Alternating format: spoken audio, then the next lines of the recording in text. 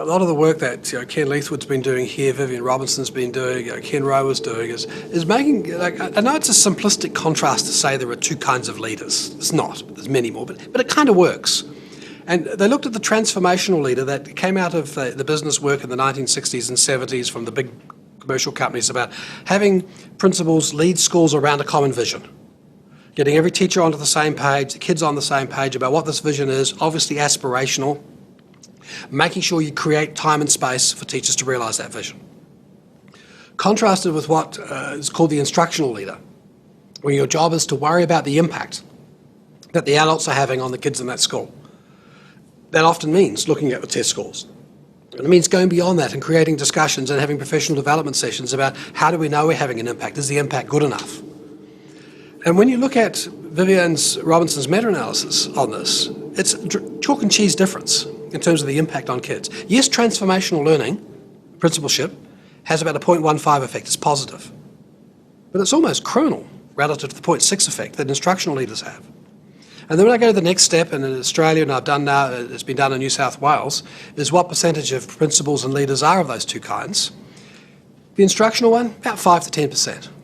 Now, I have a hunch in Ontario, you have been through sufficient change that you have a lot higher percentage of instructional leaders. Now, I know the difference between two is not the answer, but it's not a bad polarity. Like distributed leadership, it's not in there compared to the power of the instructional. And again, it comes back to the mind frames notion, the mindsets. What mindset do you want the principal to have? Is it about what is the impact that the people in the school are having? And like in a high school, you'd want to devolve that and distribute it. But you want constantly to ask that question. Are we having an impact? Is it worthwhile? Is it sufficient?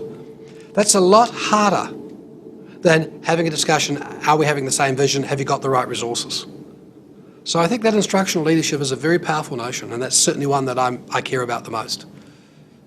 Yeah, look, the parallel with the mind frames with teachers is very, very close. It's principals who think their fundamental role is to be the chief evaluators of what's happening in their school. They don't have to do it, but their role is to understand their impact. The role of the principal is to be the lead change agent. It is the case that the principals, the leadership's more than principals, of course, but the principal's job, which I'm talking about now, often their job is more with the teachers than it is with the students. But it's about the same agenda. The impact the teachers are having on the students collectively. How to create that dialogue in the school. It is about them understanding that fundamentally it is about interpretation of that effect. It is about how we can have multiple ways of teaching kids, knowing which kids we have to be aware of, to find different ways of teaching them, and giving teachers different strategies.